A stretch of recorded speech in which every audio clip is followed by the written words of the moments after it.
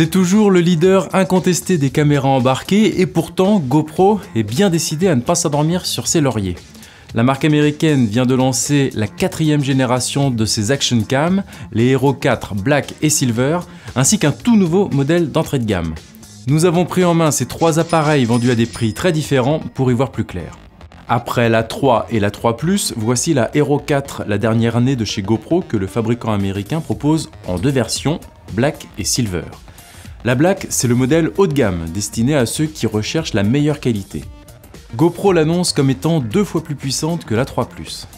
En fait, en termes de définition, il n'y a pas vraiment d'amélioration visible. En Full HD par exemple, les images de la Hero 4 sont excellentes.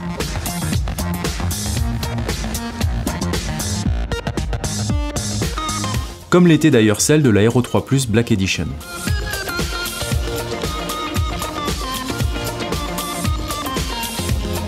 La Hero 4 peut aussi filmer en 4K comme la 3 Plus.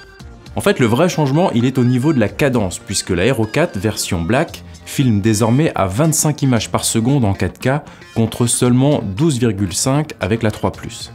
Résultat, les vidéos sont plus fluides et ça se voit. En Full HD aussi, la cadence est accélérée. Alors qu'elle plafonnait à 50 images par seconde sur la 3 Plus, on peut désormais filmer jusqu'à 120 images par seconde en Full HD. Suffisant pour faire de beaux ralentis sans avoir à réduire la définition des images. Attention toutefois à bien désactiver l'option Low Light, sinon le résultat sera saccadé.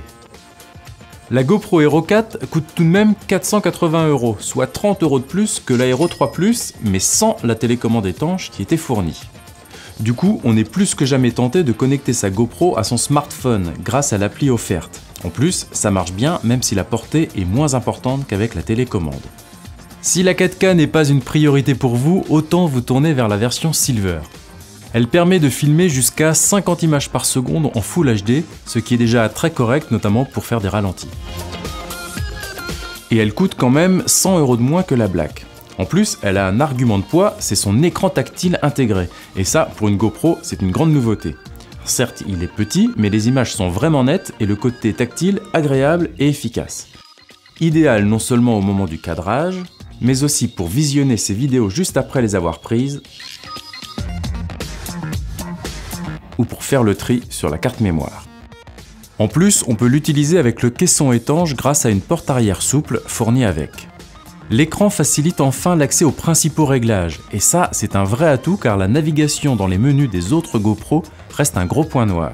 Le fabricant a bien cherché à les simplifier en permettant d'accéder directement aux réglages de l'image par le bouton réservé jusque-là au Wi-Fi, mais le résultat n'est pas très convaincant. Reste à savoir si son utilisation a un impact sur l'autonomie, même s'il est possible d'activer une mise en veille automatique. Le fabricant a aussi mis à jour son application, du coup plus besoin d'ordinateur pour appairer la GoPro à son smartphone la première fois, ni pour la mettre à jour.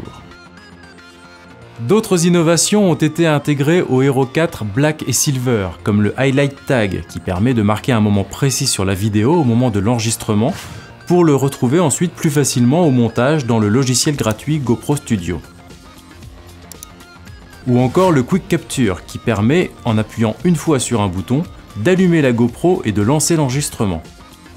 Une option très pratique aussi disponible sur la GoPro Hero, le tout nouveau modèle d'entrée de gamme vendu seulement 125 €. À ce prix-là, évidemment, pas de 4K. Il faut se contenter d'un mode Full HD à 25 images par seconde. En mode photo, le capteur plafonne à 5 mégapixels contre 12 pour la Black et la Silver, et les options sont très limitées. Mais ce qui manque le plus, c'est certainement le Wi-Fi, ce qui empêche de connecter la caméra à un smartphone, ou encore la prise HDMI pour la brancher sur la télé. En plus, il est impossible de la sortir de son boîtier, ce qui réduit les possibilités. GoPro place une fois de plus la barre très haut. Avec les Hero 4 Black et Silver, vous pourrez laisser libre cours à votre imagination en les associant aux nombreux accessoires disponibles en option. On peut juste regretter qu'elles n'intègrent toujours pas de stabilisateur d'image comme le font certaines de leurs concurrentes. Vous pouvez retrouver les résultats complets de notre test Action Cam sur quechoisir.org.